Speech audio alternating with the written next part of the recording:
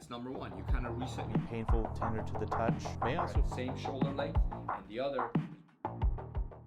Hey everybody, welcome back to another episode of the Real Health Podcast with Brandy and Amir. I am Dr. Amir Rashidian, a chiropractor, and Brandy is the reason you watch the show. She's the lovely, beautiful face of the show, as well as the wit and the humor and the intelligence and the color commentary. And no pressure at all. She's going to do a great job today. I just have to read. She's going to do all the work. Woo. So, but we have great articles for you. You notice the last, 4 or 5 episodes have all been with guests, and we haven't really gotten to a lot of articles.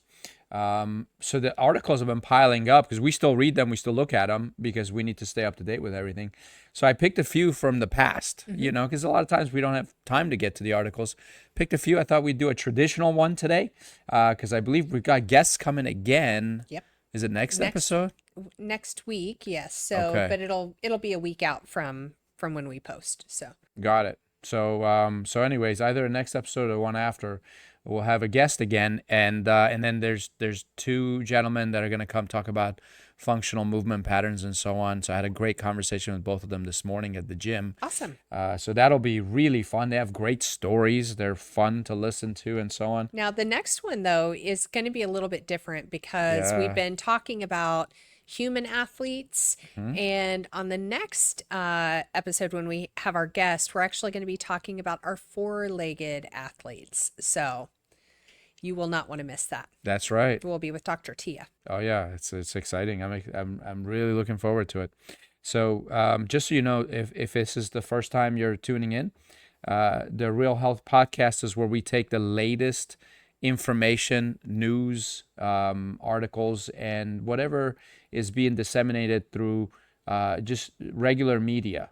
And we read those articles, we summarize it for you, we tell you what they say, what they mean, and how to apply it to your life from a specific wellness and health perspective.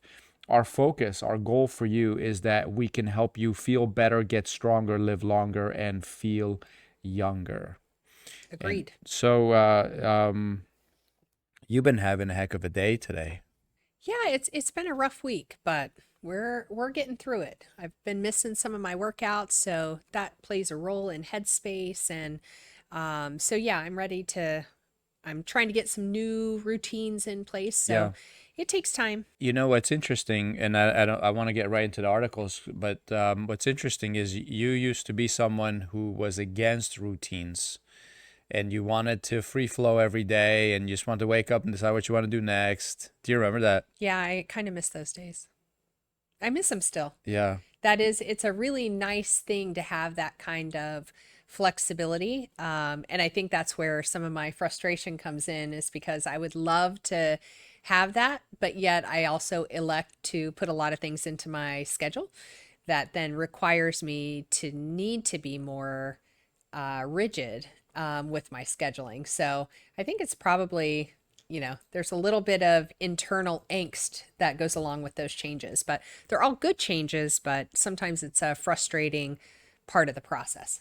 So, well, yeah. And the advice would be that if you have routines in your life, things will happen that will derail you. Oh yeah. We see it all the time. Anytime we start a new workout regimen, for example, it's very common for things to happen that derail you or take you off track. And it's very easy to throw your hands up and go, forget it, I'm just not going to do it. But the reality is, with almost everything, you have to be playing the long game. And that long game is, okay, this is a small part of the season that I'm in. I'm not going to be taken away from the things I want to do and need to do every day, but it's in this moment. So sometimes you got to let that frustration out and then just keep plugging away. Cause it does change. It does get better. And those things that tend to derail you will lighten, but it doesn't feel like it when you're in the moment. Seems like problems like that are, by the way, do you know there's a whole book written on that? I'm pretty sure, because there's a whole book written on almost everything. Well, specifically that concept of when you start something new, you're going to hit resistance. Yeah. And the title of it is The War of Art. Yep, I have that in my thing. Not the Art of War, that's a different book, This is called the war of art, which means you decide you're going to get in shape, or you decide you're going to write a book, you're going to decide you'll start painting or sculpting again.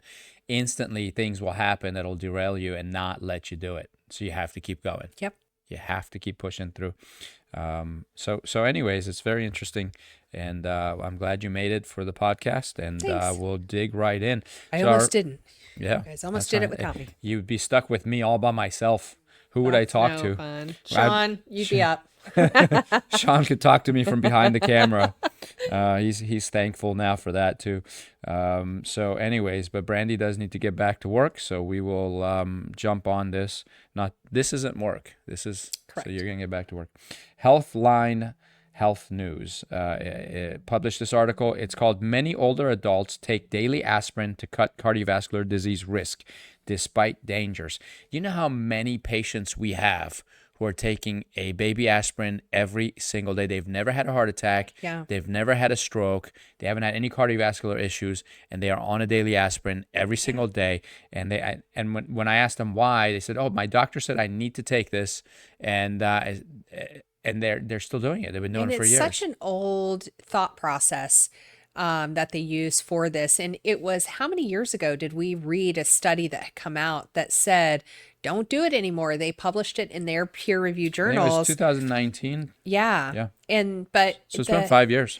But the rate at which information in the medical community is dispersed and gets taken as, okay, yeah, this is what we should all be doing.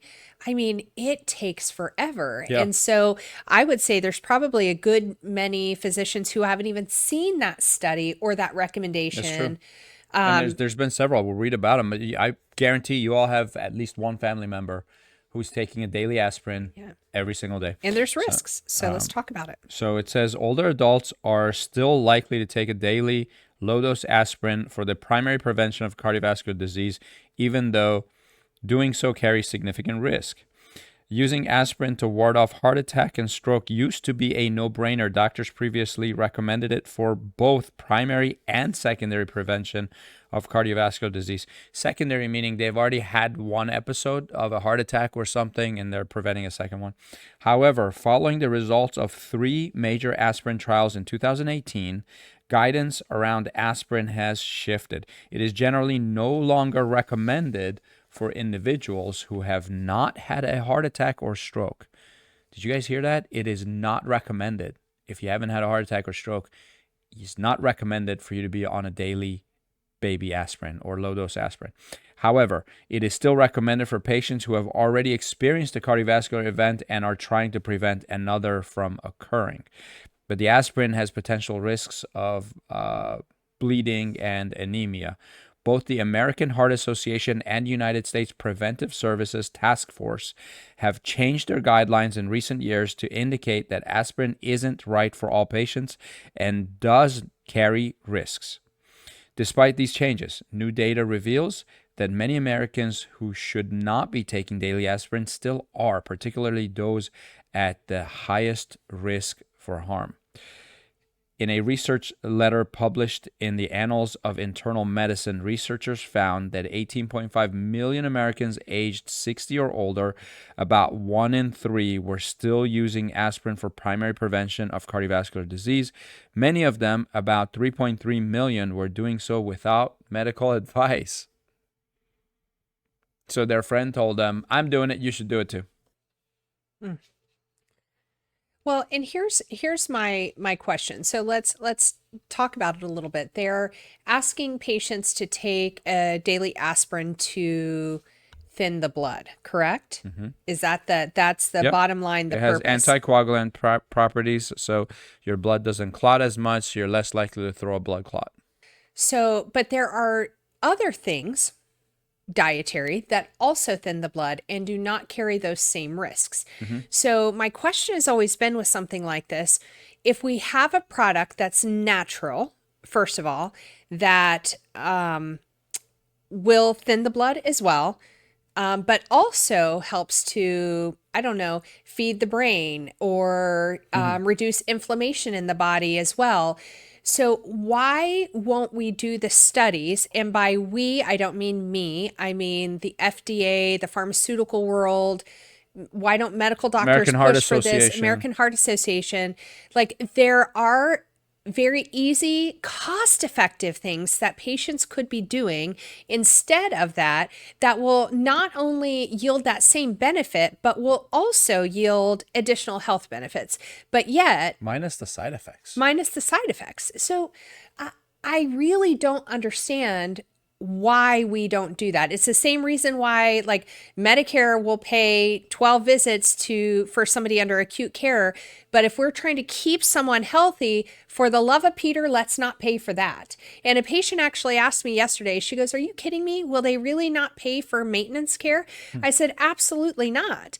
And she said, "Why is that?" And she said, "If I'm healthier, then I'm not going to the doctor as much." I go, "You're also living longer."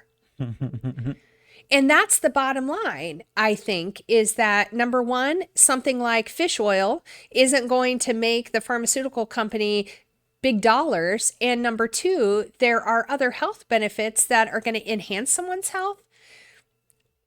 Guys, we got to start asking why. Yeah, not only does it thin your blood just slightly, it doesn't have anticoagulant properties, so you're not at risk of bleeding out. And also, it changes your blood lipid panel. So where it comes to types of cholesterol in your blood, it improves your blood chemistry as well. So ask your doctor if you have been prescribed something like a baby aspirin, and you're not sure why, go back to your doctor. Ask them, pull the studies that talk about baby aspirin use. You can Google it. You'll be able to access that. And then ask them, why can't I do this, which seems to have more health benefits than this, which isn't even always recommended. Well, we talked about it at the last podcast because most doctors don't have any training in natural supplements. But I'm wondering, if patients start asking them, maybe they'll begin to do their due diligence because they're tired of not having the answers. I'm not sure. Have you tried talking to a medical doctor about it? I have. Well, how did that go? Thank goodness for something I need to go for, annually. I have a doctor that listens, but I'm also a huge I advocate for myself, and he goes, "Hey, I'm thinking you might need this." And I go, okay, let's talk about those risk factors. And I go, what's the benefit? What would I actually, how many people taking this actually see a benefit? So the difference with you and most people is, your doctor works for you and you're the boss. Yes. Most people think that doctor is the boss and you need to obey blindly whatever they tell you to do. I mean, we give patients recommendations all the time, but what do we follow that with? You are responsible for your own health. We're going to meet you where you are. This is what we recommend because this is the best case scenario to get you to your goals. But at the same time, if you don't have the finances, you don't have the time, then what can we do and do consistently to make an impact in your health? Right? So it's really still about the patient. I can't make you spend the money to get better. I can't make you come in. But I can tell you what's recommended and then help you give you all the information so you can make a wise decision for yourself. That's what it's supposed to be. Mm-hmm. That's what we're supposed to be doing, is taking responsibility. But with that, owning that, right? And knowing that the doctor works for me, I'm willing to do my due diligence. I read about these things. I look it up, and I do not go, okay, yeah, I'll do that. It used to be doctors would say, "I suggest you get a second opinion." Nowadays, they get offended if you say, "I'd like to seek second opinion." Right. But here's the article. It says, for adults 70 and older, 38% are still using aspirin. That's important because bleeding risks become more prominent with age. Also, elderly take more medications, and that can have more drug interactions with aspirin, potentially causing more risk of bleeding. Fact of the matter is, no one has done the research with the drug that's been approved and then another research on, hey, if we add aspirin into the body with this drug, right, does it change anything? And people don't research that. They only research single drug trials. So a trio of studies in 2018 represented a seismic shift in the perception of aspirin for primary cardiovascular disease prevention. Those studies, which are called the Ascend trial, the Aspirin trial, and the Arrive trial, looked at the risks and benefits of aspirin in different patient populations, including those with diabetes and the elderly. The trials highlighted the potential danger of bleeding events, especially in otherwise healthy individuals, and helped to reshape aspirin recommendations. In 2019, the American Heart Association issued updated recommendations for aspirin, indicating that while aspirin is still well established for secondary prevention of cardiovascular disease, using it for primary prevention is controversial. 3 years later, in 2022, the United States Preventive Services Task Force updated its own recommendations from 2016. So those are the studies we were talking about.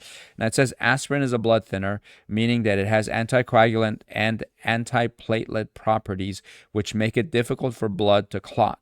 These properties are useful for preventing heart attack and stroke, but can cause other health issues, namely increased bleeding risk. And they even talk about spontaneous bleeding in the stomach can occur. Now, here's one thing. They keep talking about cardiovascular disease as if it's one thing. Cardiovascular disease is a host of things. Right. Or a host of things it could be. You've got sudden cardiac arrest, which has nothing to do with blood or blood vessels or anything else. It's an electrical issue in the heart. Right. And then you've got heart attacks from blood clot, not blood clots, but narrowing of the arteries in your heart, which is more plaquing from calcium deposits, fatty deposits, inflammation. And it has nothing to do with, so this really doesn't even prevent all cardiovascular disease. They're lumping it together. It's like when they lump together what they now call spectrum disorders, Right. which could be a whole plethora of Right. different... Everything is called autism now. It used to be separate. Yeah. So, yep, you're right. For older adults, falling can be a serious health concern. When combined with an increased bleeding risk due to aspirin, you have potentially fatal mixture. 'Cause, I mean, it's a fact. Someone could Yeah. fall. No one would see them. They have a little cut, but the blood doesn't clot. That little cut, and they're laying there unconscious. Yeah. They bleed to death. Yeah. It's dangerous. A 2023 study based on the Aspirin trial also found that a daily low-dose aspirin put patients ages 65 years and older at a 20% higher risk of anemia. And anemia can lead to shortness of breath, dizziness, and headaches. Which could lead to falls, which then could lead. So these are, what's challenging is sometimes they get into the cyclic with medication side effects. It creates the cyclic, issue where the risk becomes so great in all these different areas where there was one risk factor before, which may or may not have been able to be, helped or reduced by something more natural. Now we're creating this cascade of different issues that we could run into, and like they said, could be fatal for these patients. They should have never recommended it in the first place. Agreed. Moving on, this article is from NBC News, and the first three letters are our favorite three letters. Favorite group. Lovingly, the FDA. Now, they actually did something okay this time. So we'll call them on it when they do something okay. So this one, short article, FDA bans food additive found in citrusy sports drinks and sodas. The FDA said on Tuesday it would revoke the regulation that authorized the use of brominated vegetable oil in food items effective August 2nd, as it was no longer safe. BVO is brominated vegetable oil. BVO is a chemical ingredient containing bromine, which is found in fire retardants. Small quantities of BVO are used legally in some citrus-flavored drinks in the United States to keep the flavor evenly distributed. The FDA said it had concluded that BVO was not safe for use after the results of studies it conducted in collaboration with the National Institutes of Health found the potential for adverse effects in humans. Okay. Can I read just one more little bit here? Because technically they approved it. Then they did the study, and then they said it's bad for you. Why didn't they do the study before they approved it? Well, can you just ask if it's in fire retardant, maybe it shouldn't be ingested. To me, But what if you intend to swallow fire? You remember we were at that conference. You remember the seminar? And we all ate fire. But You light a thing, you put it in your mouth. I would So you want some fire retardant in your body, right? I would kind of stand to say it's probably not healthy. I don't know who we're employing in our government agencies that anyone would not automatically assume. Now, you can place me there. Listen, these are smart people with PhDs. They're doctors. Then I don't know what the problem is, because They're- it does not take a very high level of intelligence to go, that's in a fire retardant product. Maybe it shouldn't be ingested. My first go-to would not be that's safe before I tested it. My go-to would be like, no, let's put that on the back burner. Let's test it. If it's in this material, maybe, or in this kind of product, it probably is not safe to be ingested. The agency had first proposed to revoke the regulation in November 2023. According to the Center for Science in the Public Interest, BVO was banned in the UK in 1970, followed by India in 1990, the European Union in 2008, and in Japan in 2010. So all these people knew it was, but US waits till 2024. In 1970, our FDA had concluded that its use in food was not generally recognized as safe because of toxicity concerns. After this, the agency began regulating BVO as a food additive while simultaneously conducting safety studies. So first they approve it, then they start doing safety studies. And that was 1970. But yet so we're it supposed is to now trust them. 54 years later, they finally said, yeah, it's bad. I would like to know, like, Center for Science in the Public Interest. I would like to be able to be in on some of their meetings there. PepsiCo and Coca-Cola have removed BVO from their drinks such as Gatorade and Fanta, respectively. Sundrop, manufactured by Keurig Dr. Pepper. I didn't know Keurig and Dr. Pepper were one company. It's very interesting. So the drink is called Sundrop. Still has BVO. This is probably the biggest national brand that still uses it. Keurig Dr. Pepper did not immediately respond to a Reuters request for comment. Of course they didn't. Why would they? They're not going to answer to the fact that they still have a detrimental product. They want the flavor evenly distributed in the drink. It's so important. Well, This world sometimes. I got good news. You want Well, something good? It's about time. We got one good one here. This is from Science Daily. And it says a prosthesis driven by the nervous system helps people with amputation walk naturally. How pretty cool is that? That's pretty cool. Using a new type of surgical intervention and neuroprosthetic interface, MIT researchers, in collaboration with colleagues from Brigham and Women's Hospital, have shown that a natural walking gait is achievable using a prosthetic leg fully driven by the body's own nervous system. I love the nervous system. It's so nice. It's pretty cool. The surgical amputation procedure reconnects muscles in the residual limb, which allows patients to receive proprioceptive feedback about where their prosthetic limb is in space. So you know how, like, you don't have to look at your foot to tell me where your foot is. You know where it is. It's because your foot's communicating through your nervous system to your brain. Constantly. What they can teach, the nervous system can know if it's a fake foot, if it's a prosthetic foot, it still knows where it is. That's very neat. It's very cool. In a study of 7 patients who had this surgery, the MIT team found that they were able to walk faster, avoid obstacles, climb stairs much more naturally than people with a traditional amputation. No one has been able to show this level of brain control that produces a natural gait, where the human's nervous system is controlling the movement, not a robotic control algorithm, says Hugh Herr, a professor of media arts and sciences, co-director of the K. Lisa Yang Center for Bionics at, I like the word bionics also, MIT. And associate reminds me of the Bionic Woman and the Bionic Bionic Man. Man. And then there was a $6 million man. At the Yeah, end of I the article, remember they that. talk about how they're working on building that, That's cool. like building the bionic body. Associate member of the MIT's McGovern Institute for Brain Research and the senior author of the new study. This person, Hugh Herr, has a lot of,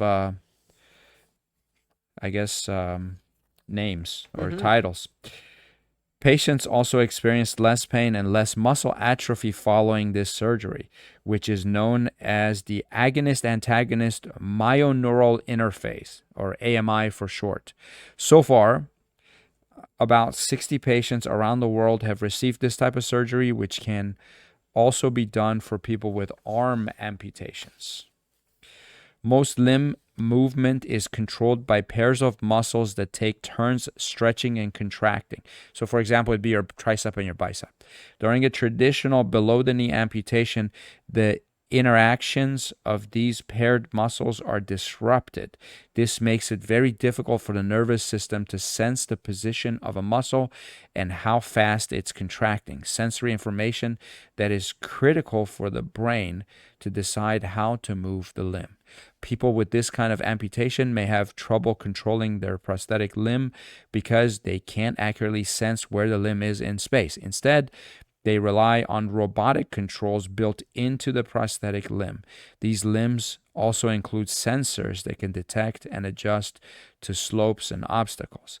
Now, with this surgery, instead of severing natural agonist and antagonist muscle interactions, they connect the two ends of the muscle so that they still dynamically communicate with each other within the residual limb. How cool is that? So they basically connect the muscle, the agonist and antagonist together. So when one pulls, the other relaxes. The other one pulls, this one relaxes. And it tells you, well, this is where the foot is. That's so neat. This surgery can be done during a primary amputation, or the muscles can be connected after the initial amputation as part of a revision procedure. Patients who had this surgery were able to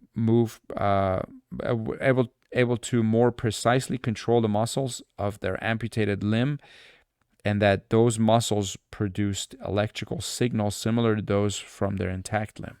Yeah, that's So so they neat. communicate with the brain. The person wearing the prosthetic limb could then use the proprioceptive feedback to volitionally adjust their gait as needed.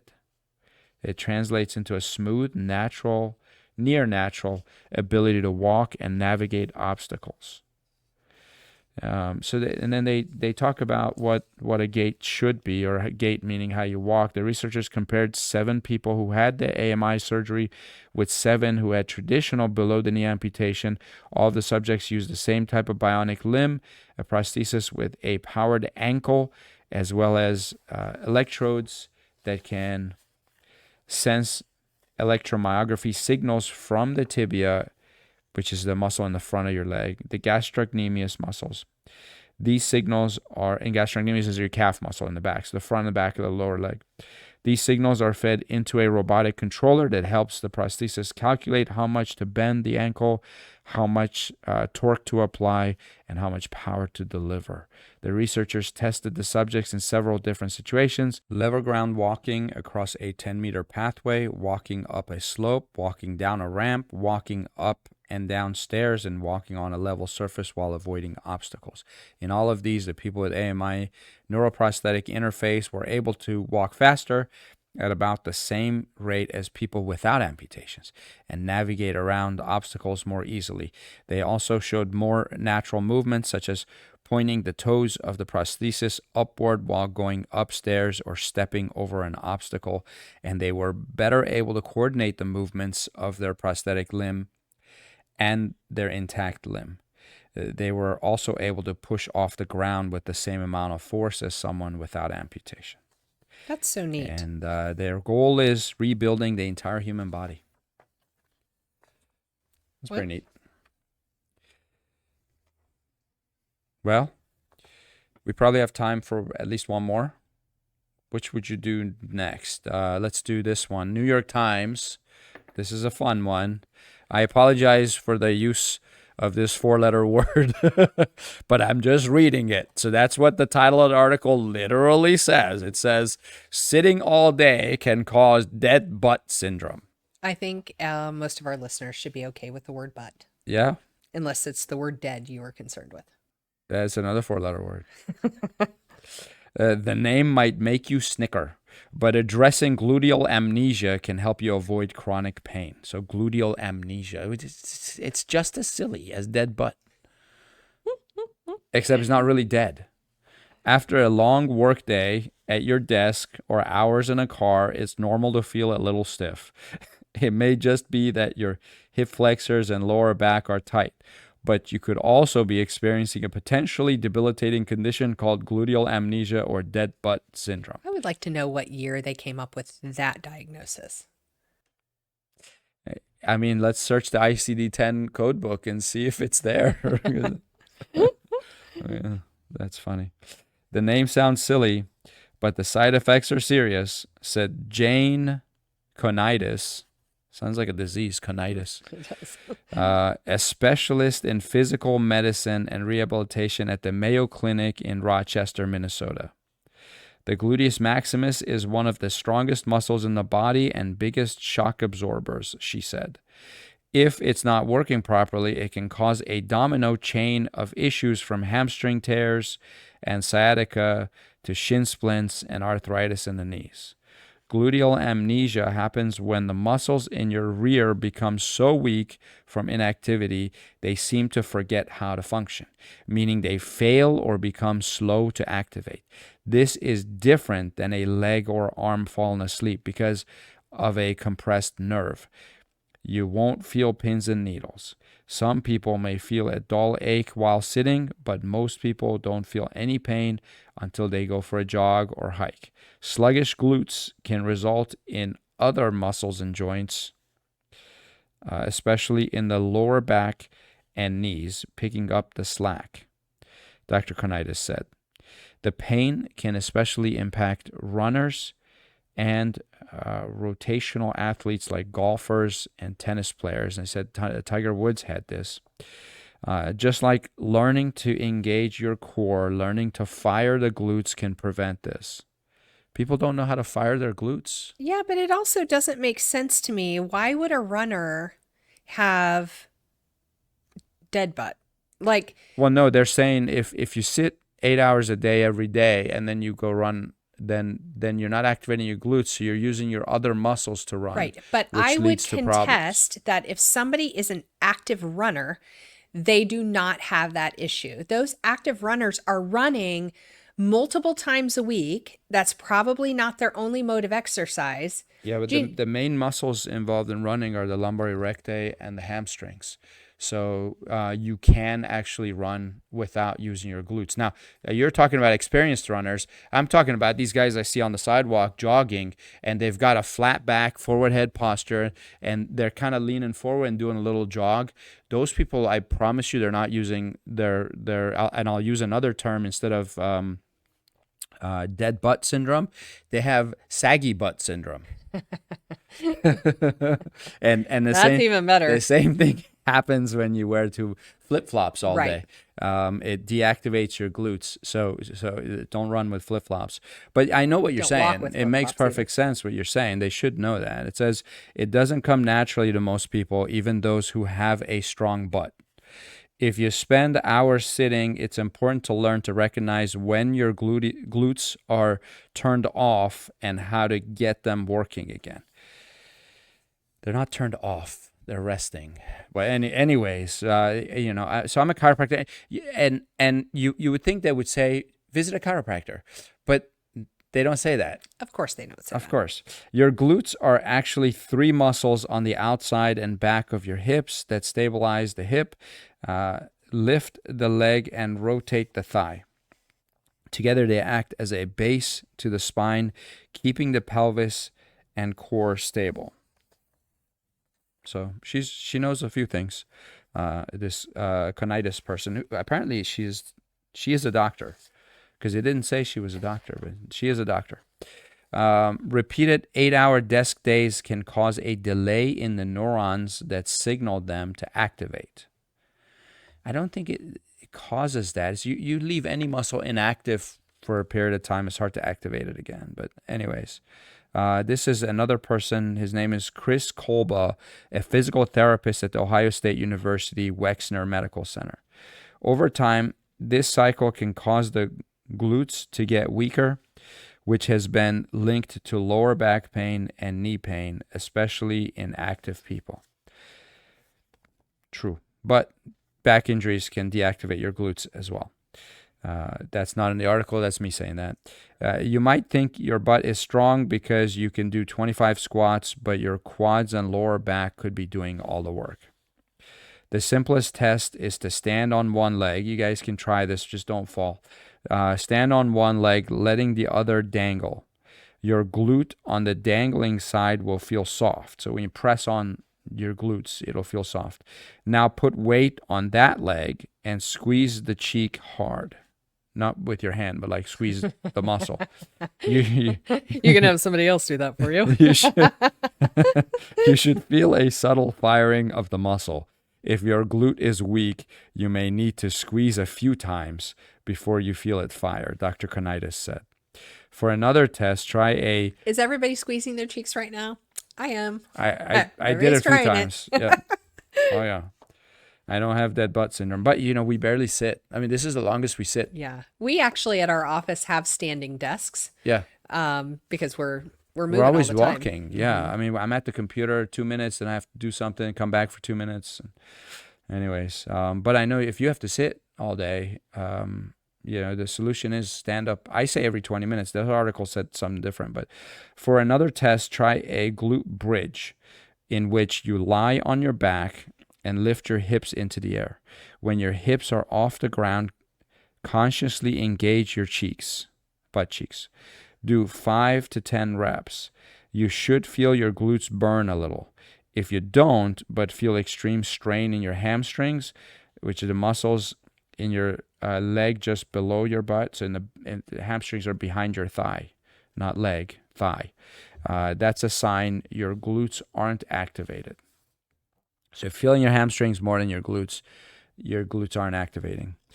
Set an alarm and stand up every 30 to 50 minutes and gently tap your butt cheeks with your fingertips, Dr. Konitis says. That little bit of stimulation reminds the brain that those muscles are there. So I always recommend this to personal trainers also. I go, if you want your client to activate a muscle while they're doing the exercise, tap on the muscle they need to be, because you sense the skin and then you'll start to feel underneath it too. So that's a good thing. But yeah, she says stand up and tap your butt. And do not ask your coworkers to do that for you. It might get you in trouble. Tap your own butt. That's a lawsuit right there. It is. So don't ask. If you're at home, you might be able to ask your spouse. They might welcome that. Can you please use your fingertips to tap right here? Just while I squeeze, you just tap, please. Even better, march in place or do some hip circles or squat. What are hip circles? Oh, just like rotate your hips around, like lift your leg hula up. hoop. No, it's usually picking your leg up, almost like a march. Oh, okay. And circling. Oh, got it. Making sure to tighten your butt cheeks each rep. Simple exercises can help turn on reluctant glutes. This is especially important before you work out or play a sport, said Jordan Metzel, a sports medicine physician at hospital for special surgery in New York City and the author of Running Strong. Exercises such as clamshells, hip thrusts, side planks, split squats, and single leg glute bridges don't require equipment and can be performed at home. Pick 2 or 3 every other day and do them in a controlled manner slowly until you feel a slight burn in the glutes. If you walk or run regularly, don't assume your glutes are strong. Add in exercises like squats or lunges at least a few times a week.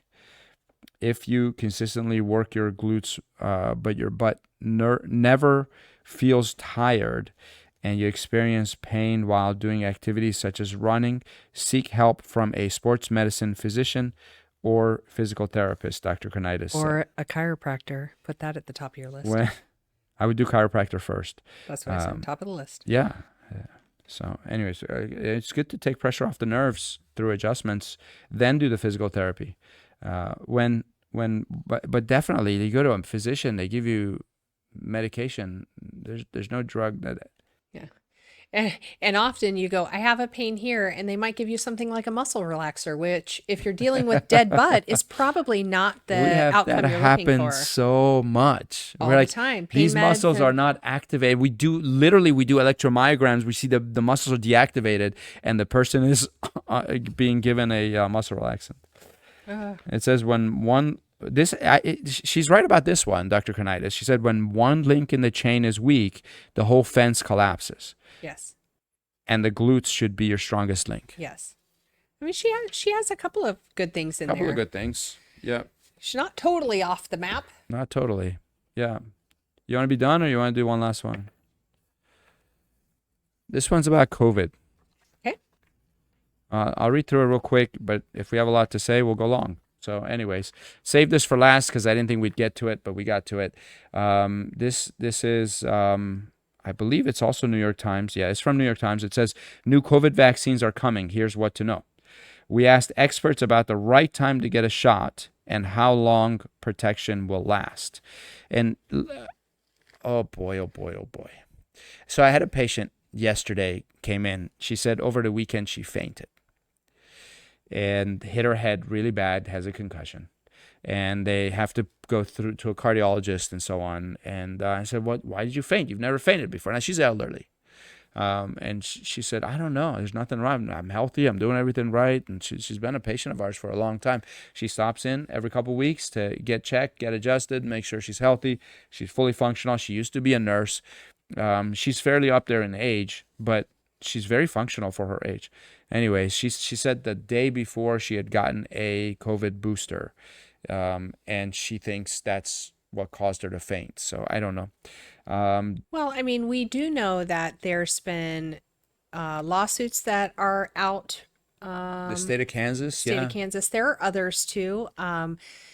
There is data that is suggesting that the companies were not honest and forthright with the risk factors when it comes to the vaccine. It's been 4 years.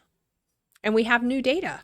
But we also have a new vaccine. That's what this article says. It's a new one. So the FDA approved updated COVID-19 vaccine on Thursday, paving the way for the shots to soon land in pharmacies, doctors' offices, and health centers. The Centers for Disease Control and Prevention has said it will recommend that adults and children 6 months and older get updated vaccines. Here's what to know. The FDA approved one vaccine from Pfizer and one from Moderna. Representatives from the drug companies said that their shots were ready to ship immediately after proposal. Both vaccines target KP2, a strain of the coronavirus that's started to spread widely this spring. So this wasn't even around 4 years ago, I guess. The variants that are most prevalent in the United States right now are very similar to KP2. And so the vaccines should protect against them. So I just want to pick out two things because this is one of my biggest pet peeves when it comes to both the flu vaccine and COVID vaccine is they're not giving us all the information to make an informed decision. So what they're saying is that that this particular vaccine targets the KP2 strain. What is out now is similar, but it is not the same. Similar does not mean identical. And they say that it should protect. It's not known that it will. So these are my issues that they do not, they're not very clear on. And this is why I think we need to have another level of oversight because we're still not getting all the information. Yeah. So now I'm supposed to trust the same companies that already have been shown to not give us all the information we need to make informed decisions. Now we have another one that we don't have all the data on to make an informed decision. This is Dr. Paul Sachs. He said when the match is very good, as we anticipated would be with the current circulating strains, you get actual protection from infection for several months. His name is Dr. Paul Sachs. Just several months. You get several months of protection. The vaccine that rolled out last fall, by contrast, was geared at an older variant that has since petered out. The biotechnology company Novavax is waiting for the FDA to authorize its retooled vaccine, which will target JN1, a variant that is also close to the strains circulating widely now. So then, as a consumer, what do I choose? How do I know which variant Well, they I talk need to about be that protected from? a little bit. It says if you received a dose of the older vaccine this summer, you may not be able to get an updated vaccine immediately. The shots need to be spread out. People who are at high risk of developing severe disease should talk with a healthcare provider about the ideal interval between vaccines. If you're one of the many Americans who was infected during the summer, you may want to wait a few months to get a new shot. Rushing out to get one right after you were ill won't give you much of an added benefit because you already have strong protection, said Aubrey Gordon, an infectious disease epidemiologist at University of Michigan. Okay, so that's good information because they never wanted to first go around. Nobody wanted to talk about antibodies and you being protected once you have it. So what they're saying is if you had COVID, if you had one of these strains, then turning it right around after you're better and going to get the vaccine does not provide any additional help to you. You are not, your body now has created what it needs to fight that variant. So nobody talked about this before. They didn't want to talk about herd immunity or protection with the antibodies. So just know we're finally able to talk about that. If you have been sick, you have antibodies now. Congratulations. Here it says the CDC says that they should wait 3 months after, if you had COVID, wait 3 months and then go ahead and get the vaccine. It takes around a week or two after getting vaccinated for antibodies to rev up and defend against the virus. Antibodies peak about a month after vaccination, Dr. Gordon said. Once you're vaccinated, you have a lower risk of infection for at least several weeks. What happened to the several months? Said Dr. Peter Chin Hong. This is a different doctor. An infectious disease specialist at the University of California, San Francisco. California is a little different. It might even be longer than that, he said, because the vaccines are so closely matched to the dominant variant that are currently circulating.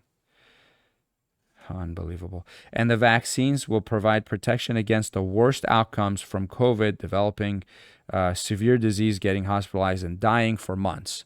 So it protects against infection for a few weeks, but for months it'll protect you from dying.